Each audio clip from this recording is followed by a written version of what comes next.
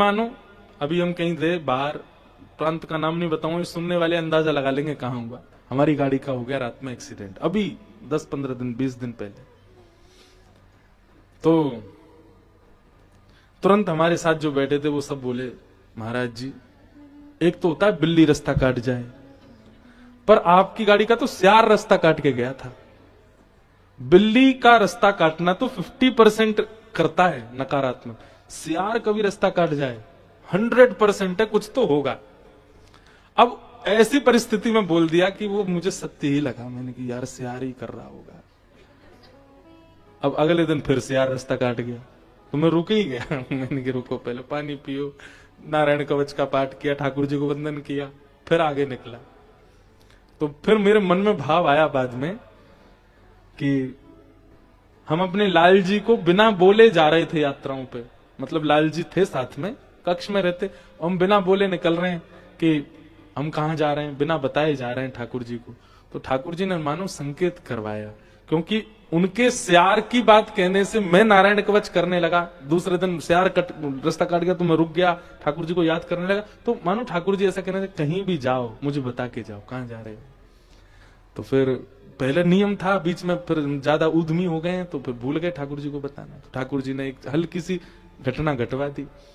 अब फिर वही हो गया, अब ठाकुर जी को बता के जाते हैं, ठाकुर जी इतने बजे का हमारा हवाई जहाज है, इतने बजे उड़ेंगे, इतने बजे खजुराहो पहुंचेंगे, वहां ये सब क्रिया करेंगे, इतने बजे वहां से वापस आएंगे, आते ही आपसे मिलने का प्रयास करूंगा, लेट हो गया तो सीधे मंच पे जाऊंगा। अब ये बता के आते हैं तो सब निर्विघ्न रहता है। तो आपकी एक एक स्थिति पॉजिटिव बन जाए, इसी को कहते हैं प्रेम लक्षणा भक्ति। 2 रोटी खाते थे, अब एक पे आ गए, नजर लग गई है मुझको। मैं अभी गैदरिंग में गया था ना, वहां नजर लग गई है, एक ही रोटी का मन हो रहा है। कई लोग ऐसे भी होते हैं, बल्कि ये विचार क्यों नहीं कर रहे कि नहीं ठाकुर जी अब कह रहे हैं कि भाई अन्न, देखो 2 चीजों से आयु घटती है, एक तो बहुत बोलने से और एक बहुत खाने से। इन 2 चीज से आयु घटती है। आप कहोगे महाराज जी फिर आपकी कितनी बची होगी है? लेकिन एक बात हम आपको चमत्कार की बताएं, कथा कहना इसको मौन ही माना जाता है, इसको बोलना नहीं माना जाता। हम जितनी देर आपको कथा सुना रहे हैं उतनी देर मेरा मौन ही काउंट होगा। बोलना कब माना जाता है? जब वो व्यवहार और संसार की चर्चा में चला जाए, उतनी देर बोलना माना जाता है। तो बोलने से और खाने से, इसलिए व्रत भी 2 ही हैं, अन्न व्रत और मौन व्रत। 2 चीजों को परहेज दो ताकि आयु बढ़े। तो ठाकुर जी ने अन्न कम करवा दिया तो नजर नहीं लगी है। ठाकुर जी कह रहे हैं लाला ने अपनी उम्र बचा ले, थोड़ा कम खा, इसलिए एक में ही पेट भर रहा है। तो नकारात्मक नहीं, सकारात्मक हर स्थिति में सोचना, यह प्रेम लक्षणा भक्ति है और यही परम धर्म। लो पिछली जो हमने परिभाषा बताई उसको भूल जाइए, इसको याद रखिए। हर स्थिति को सकारात्मक मान करके जीना, यही परम धर्म है। मेरे साथ जो हो रहा है, जो भी हो रहा है, वो सब ठाकुर जी कृपा करके कर रहे हैं। चाहे वो भलाई है चाहे वो बुराई है, सब ठाकुर जी कृपा कर रहे हैं। अगर मेरा सब छूट जा रहा है तो भी ठाकुर जी की कृपा, बहुत मिल जा रहा है तो भी ठाकुर जी की कृपा। ऐसी स्थिति जिसकी हो जाए, परम धर्म का निर्वहन कर रहा है वो व्यक्ति। दूसरी बात कहते हैं धर्मस्व निश्चितः पुंसाम विश्वक्सेन कथासु यः नोत्पादये दधिरतिम श्रम एव हि केवलम। इसका बहुत सुंदर अर्थ है, बस इसके बाद हम कथा विराम देंगे। कहते हैं आपने अनुष्ठान किया, आपने व्रत किया, आपने नियम किए, आपने सोमवारों के व्रत किए, आपने वो आते हैं श्रावण के व्रत किए, आपने खूब बेलपत्र चढ़ाए, खूब माताओं की चौकी करवाई, खूब सारे नियम कानून सबका पालन किया, धर्म में जितने हैं सब कुछ ठाकुर जी ने स्वीकार किया। इसका क्या प्रमाण है आपके पास? इसका प्रमाण क्या है? आप बद्रीनाथ गए, ठाकुर जी आपसे प्रसन्न थे कि नहीं? आपने तो उनको देखा, पर उन्होंने आपको देखा कि नहीं? क्या प्रमाण है? हजारों लोग जाते हैं। आपने प्रयाग कुंभ में स्नान किया, क्या प्रमाण है कि ठाकुर जी ने आपका वह स्नान स्वीकार किया? सबका प्रमाण क्या है? तब यहां पर एक बहुत सुंदर बात कहते हैं। कई लोगों को ये बात हो सकता है यूं लगे व्यास जी अपने आप ही बना रहे, पर नहीं, यहां लिखा है धर्मस्वनिष्ठितः पुंसाम विश्वक्सेन कथासु यः आप किसी सत्संग में बैठे और सत्संग में आपका मन लगने लग जाए, तब समझो आपके जितने भी क्रियाकलाप थे आज तक वो सब स्वीकार हुए हैं। और जैसे ही सत्संग प्रारंभ हो, सोई झोंके आने लग जाएं, बार बार यूं देखे, अरे 7:30 बजे कब पूरी करेंगे महाराज जी कथा, अब कब विश्राम होगी कथा, कब जाएंगे, कब हम भोजन करेंगे, कब क्या, मतलब वह एक एक क्षण आपको भारी लगने लग जाए। किसी का प्रवचन, किसी का सत्संग, किसी भगवत वार्ता में आपको बोझ जैसा लगने लग जाए, तो समझ जाइए आपकी किसी भी अनुष्ठान, व्रत, नियम, संगम स्नान आदि किसी से भी भगवत प्रसन्नता नहीं है। ठाकुर जी की प्रसन्नता का द्योतक है सत्संग में रुचि होना। धर्मस्वनिष्ठित पुंसाम विश्वक्सेन कथा सुय नोत्पादये दधिरतिम श्रम एवं केवलम। यदि उसका मन नहीं लगता सत्संग में और वो दुनिया भर के प्रकल्प करता है, कभी शिवरात्रि पर रात भर रुद्राष्टाध्यायी से हवन अभिषेक कर रहा है, खूब सारे यज्ञ कर रहा है, खूब तीर्थ यात्राएं कर रहा है, पर सत्संग में बैठा दो उसका मन ही नहीं लगता, तो उसके लिए कहा जाता है श्रम एवं ही केवलम, केवल मेहनत कर रहा है। ठाकुर जी उससे प्रसन्न नहीं है। ठाकुर जी की प्रसन्नता का द्योतक है आपकी कथा में, सत्संग में रुचि। हम तो चाहे जितने थक जाएं, जितने हार जाएं, यहां बैठते पता नहीं कहां से हमारा तो मन लगने लगता है, खूब आनंद आता है।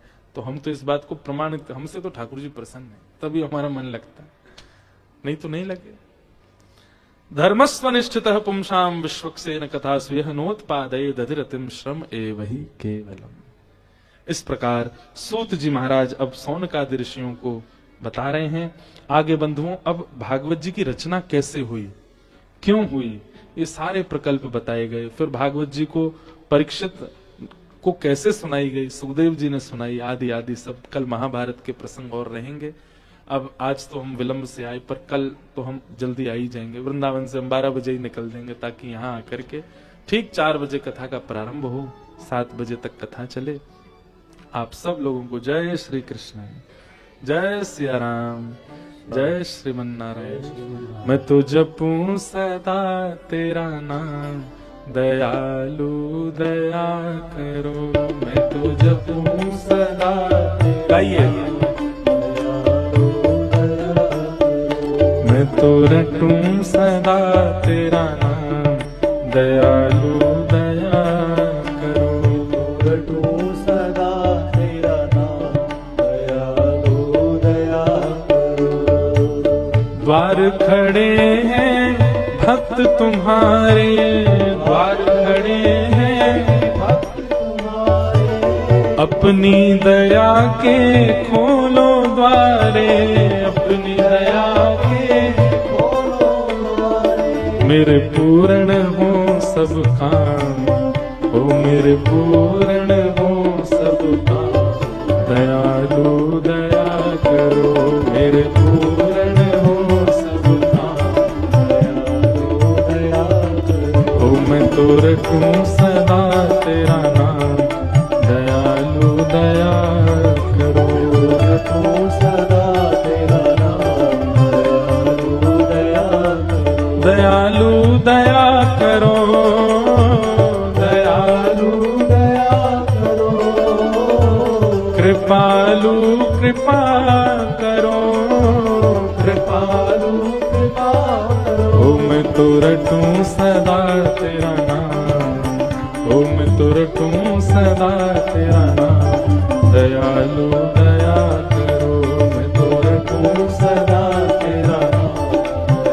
दयालु दया। राधे राधे गोविंद गोविंद राधे, राधे राधे गोविंद गोविंद राधे। श्री राधे राधे गोविंद गोविंद राधे, राधे राधे गोविंद गोविंद राधे। हे गोविंद राधे गोपाल राधे, गोविंद राधे गोपाल राधे। जय गोविंद राधे गोपाल राधे, गोविंद राधे गोपाल राधे। हे भजो राधे राधे गोविंद गोविंद राधे, राधे राधे गोविंद गोविंद राधे। भजो राधे राधे गोविंद गोविंद राधे, राधे राधे गोविंद गोविंद राधे। भजो राधे राधे गोविंद गोविंद राधे, राधे राधे। जय जय